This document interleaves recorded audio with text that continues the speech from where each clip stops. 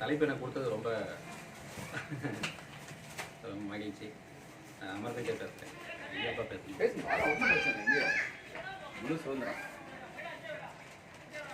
இயல்பாக மொழி தொடர்பாக நம்ம நிறைய கருத்துக்கள் தொடர்ந்து இருந்து கொண்டே இருக்கு. தாய்மொழி ஆகட்டும், பிறமொழி ஆகட்டும், எல்லா மொழி தொடர்பாகவும் சில கருத்துக்கள் இருக்கு. அதில் மிக முக்கியமான கருத்தாக நான் பார்க்குறது, மொழி ஒரு கருவி அப்படின்னு சொல்லை வந்து நான் ரொம்ப அவசியமான அந்த சொல்ல நான் பார்க்குறேன். ஏன் ரொம்ப அவசியமானதாக பார்க்குறேன்? மொழியை வெறும் கருவியாக மட்டுமே பாவித்து விட்டால் மெட்டீரியலிஸ்டிக் வேர்ல்டுக்குள்ளே நம்ம நிச்சயமாக உள்ள எளிமையாக போயிட முடியும். அதுக்காக அது வலிந்து சொல்லப்பட்டதாகவே நான் பார்க்குறேன். ஏன் மெட்டீரியலிஸ்டிக் வேர்ல்டுக்குள்ளே போகணும்? நான் கூடுமானவரை ஆங்கில கலப்பு இல்லாத தான் பேசுவேன். நான் இது ரொம்ப எளிமையாக புரியணுங்கிறதுக்காக மெட்டீரியலிஸ்டிக் அப்படி சொல்கிறேன். பொருள் முதல்வாதம்னா ரொம்ப இதாக போயிடும்.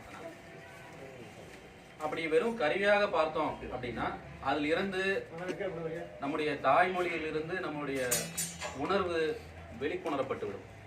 அங்கிருந்து உயிர் வெளியே போயிடும். அப்போ வந்து அதை வெறும் பொருளாக மட்டுமே வச்சுக்குவோம். அதாவது ஒரு பண்டமாக ஏறக்குறைய மாற்றப்பட்டாயிடுச்சு மொழி. எல்லா மொழியுமே, தமிழை மட்டுமே நான் சொல்லலை, அனைத்து மொழிகளுமே பண்டமாக மாற்றப்பட்டு வெகுகாலம் ஆயிடுச்சு. அப்படி மாற்றப்பட்டதன் விளைவு ஒரே ஒரு காரணத்தோ அதுக்கு இணையான ஒரு இதை சொல்லிட்டா விளங்கிறோம்னு நினைக்கிறேன். ஒரு கொரோனா COVID-19 இந்த சிக்கல் போது உலகம் ஏறக்குறைய ரொம்ப கடினமான சூழல் எதிர்கொண்டது. அப்போ நான்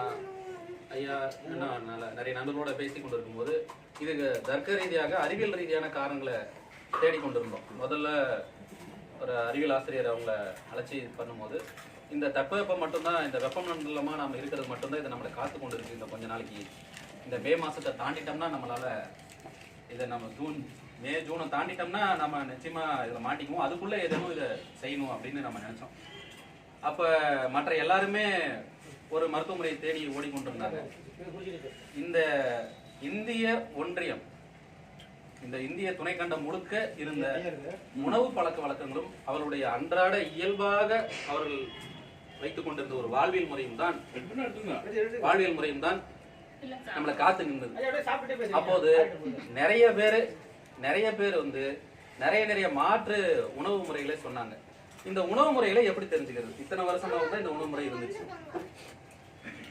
இத்தனை ஆண்டுகளாகத்தான் இந்த உணவு முறை இருந்தது. இதை எல்லாமே நான் என்னவா பார்க்குறேன்னா, ஒரு வாழ்வியல் நிறையா பார்க்குறேன். இன்னொன்று, அதை ஒரு மருத்துவ குறிப்பாக பார்க்குறேன். இந்த மருத்துவ குறிப்பு என்னுடைய தாய்மொழியில் இருந்தா, அந்த தாய்மொழியை நான் சரிவர கற்று இருந்தா, நான் இந்த மருத்துவ குறிப்புக்கு டாக்டர்கிட்ட போய் 1,07,000 ரூபாய் செலவு பண்ண வேண்டியது இல்லை. நீங்கள் வெறும் பொருளாக அதை பார்த்ததன் விளைவு, இதை நீங்கள் கற்றுறதுலேருந்து வெளியேறிட்டீங்க. அங்கிருந்து உங்களுக்கு பொருளினால ஏற்படும் சிக்கல்களுக்காக நீங்கள் திரும்ப மருத்துவரோ அல்லது நல்ல மருத்துவர் கெட்ட மருத்துவர் நான் சொல்ல, அது இன்னைக்கு ஒரு நிறுவனமயப்பட்ட பிறகு நிச்சயமாக நம்முடைய பொருளை புடுங்குது. அப்ப அது பொருளாக இருக்க வேண்டிய தேவை இருக்கிறதா? ஒன்று, என் ஒருவனை போலவே இந்த இன முழுமைக்கும் இந்த பொருள் தொடர்ந்து சூறையாடப்பட்டு கொண்டே இருக்கும் தானே. அப்ப என் மொழி அழிந்தால் என் இனம் அழியும். வெறுமனே சாவு மட்டும்தான் அழிவா? நான் யாருங்கிற அடையாளம் எனக்கு என்ன இருக்கு?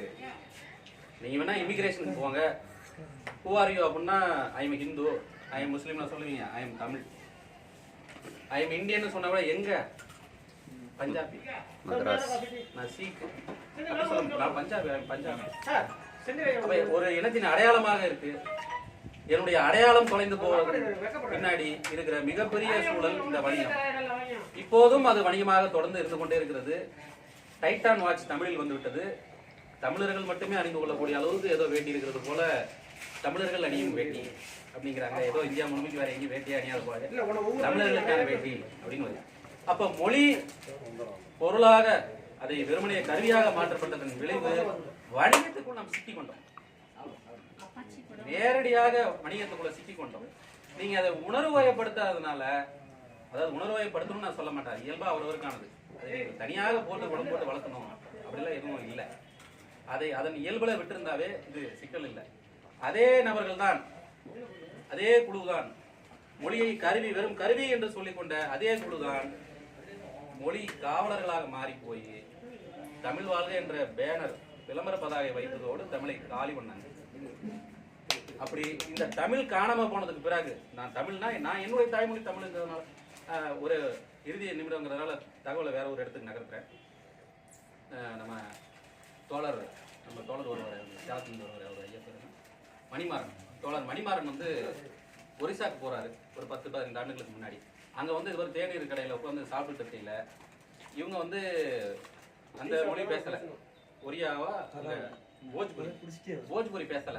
இவங்க வந்து அங்க இருக்கிற ஹிந்தியை வந்து குறையா நிறைய பேசிட்டு இருக்காங்க. அந்த ஒரியாக்காரர் வந்து 2 பேரும் திட்டிட்டு போறாங்களா, அது அவருக்கு தெரியல. கூட அங்க இருந்த தோழர் ஒருத்தர் உங்களை திட்டிட்டு போறாங்க அப்படிங்க. ஏன் திட்டிட்டு போறாங்க? இந்திக்காரன் தான் நம்ம எடுத்துட்டு போயிட்டான், நமக்கு என்ன நடக்குதுன்னே தெரியல, இப்ப இவனுக்கு என்ன எடுத்துட்டு போறாங்களோ தெரியல அப்படின்னு நம்ம 2 பேரும் திட்டிட்டு வந்தாங்க. ஆக மொத்தம் எப்படி பார்த்தாலும் உலகம் முழுக்க ஐரிஷ் மக்கள் தங்களின் மொழியை காக்க போராடி கொண்டிருக்காங்க. கட்டலோனியா மக்கள் தொடர்ந்து போராடி கொண்டிருக்காங்க. தமிழின் மீது இத்தனை தொன்ம காலத்திலிருந்து எடுக்கப்படக்கூடிய போருக்கு எதிராக நாம் தொடர்ந்து போராடி கொண்டிருக்கிறோம்.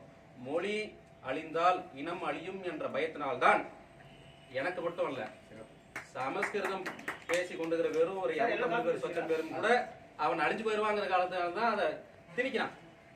அவனை நம்மளை படிக்க விடுவானா படிக்க விட மாட்டான், ஆனா அழிஞ்சு போயிட திணிக்கிறான். காரணம் பயம், இனம் அழிஞ்சு போய்விடும் என்பதால் தான். மொழி அழிந்தால் இனம் அழியும். தமிழ் இனம் அழிந்தால் இருக்கிற சிக்கல் என்ன அப்படின்னாக்கா, இதுல இருக்கிற எல்லா மருத்துவ மொழியும் காணாம போயிடும். தமிழே அழியுமானால் இந்த சிக்கல்களை வேற ஒரு இடத்துக்கு நகர்த்த முடியாது.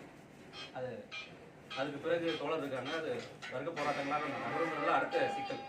நமக்கு இருக்க ஆரம்ப கட்ட சிக்கலாவே இது இருக்கு. மொழி அழிந்தால் இனம் நிச்சயமாக அழியும். மொழி காக்கப்பட வேண்டியதே.